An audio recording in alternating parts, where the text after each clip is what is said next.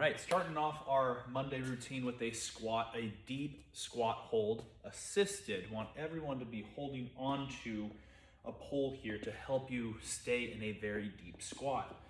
What I mean by deep squat is we are all the way down, ass to grass. No, we don't want you squatting like this when you are using weights necessarily, but the more time you spend in a position, the more familiar your body gets with being there. And I want to spend a good amount of time just in this deep squat position.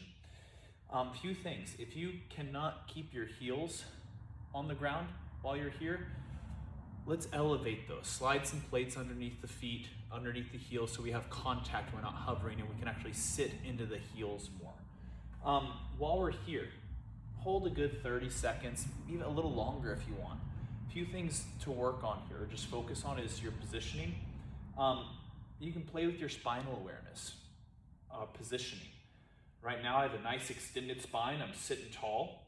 Now I'm gonna let it round, and it makes me kind of lean back more, rely more on the squat rack to hold me up. And then I'll inhale, get nice and tall. But it's just having that ability to intentionally move through a position. Just if you can intentionally move yourself through those, I think you have better control of being there. You can also play with working on a little ankle flexion. So I can drive my weight into this thigh, drive my knee over the toe, create more flexion in that ankle while keeping the heel on the ground. If you do this and the heel pops up, don't want to do that. Only go so far as you can. Keep that heel down. Hold that for a few seconds. Switch sides. Play with it, your positioning, your ankles, and just get familiar with sitting in a nice deep squat. After that, our back squats, we're all familiar with those now, just high volume, 20 of those, smooth control. Don't let gravity do the work. You control your movement. Make sure we are getting that depth. If you get to the point where the weight is so heavy, you can no longer go far enough, make it lighter. I'd rather you have lighter weight and hit the full range of motion. After that, our TRX tricep extensions. It might be bicep curls, I forget. But we're gonna do TRX tricep extensions right now. We're gonna use the short bar here. What I'm looking for, elbows tight. We're not flaring out. Elbows in tight, head down. Having the head down here is huge because it actually gives room for the cable. If your head's up, well, that cable is gonna be hitting you.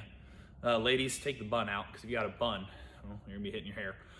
Head down, reach forward, bend the elbows. Reach forward, bend the elbows. Biggest mistake I see people make here is elbows, we wanna keep in one spot. I can always see them in the peripheral of my eyes. People too often though come here. They move the shoulder joint instead of just hinging at the elbow. Don't move the shoulder. Shoulders stay put. They're locked in. Elbows here, out, and control. Boom, control. Oh. From there, some TRX bicep curls.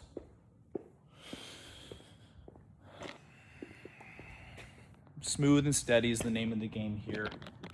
I don't want you falling down. Don't want you flinging yourself up. Palms to the ceiling. The closer your feet are to the wall, the harder it's gonna be. The farther they are, the easier it's gonna be. I think people get too close to the wall on this, because what I see all the time, when people's feet get too close, if you look at my hips, I see people's hips go boom, and then they're able to curl themselves. I wanna keep a straight line from the ankle, knee, hip, and shoulder. But if you're so close and you don't have the strength to do this, your hips will naturally go like this, because that will make the rep easier for you to perform. So pay attention to your body. Are you arching it and curving it? Keep it even. Put your feet where they need to be. Arms held up high. Knuckles to the forehead. Control back down. If you notice my elbow, I'm going to leave my far elbow where I want it to be. Left elbow is what I see a lot of people do. Notice how the height difference in my hands, kind of hard to see here. Whatever, you get the idea. We don't want your elbows to drop down as you curl. If you do, your shoulder's going to assist you to get back up into that curl position. If we keep the elbows at one fixed point, well, now you're actually isolating the bicep. Control there, just make sure you're not dropping down and don't throw yourself up. Let's see, and then our last one, hockey shifts, working on some lateral work. We're gonna get in a nice wide stance. I recommend using the kettle. This kettle can actually help you stay, or any weight can help you stay down. But wide stance, you're going to sit down and you're gonna stay here the whole time. At no point are you actually extending the legs and standing back up. We're just shifting side to side. I'm pushing to my right, extending my left leg, and then I'm gonna push back over. Tall chest, we're not leaned over. We gotta find a position nice and tall. Move over on a horizontal plane. It's not stand, then come down. It's slow and steady, side to side movement.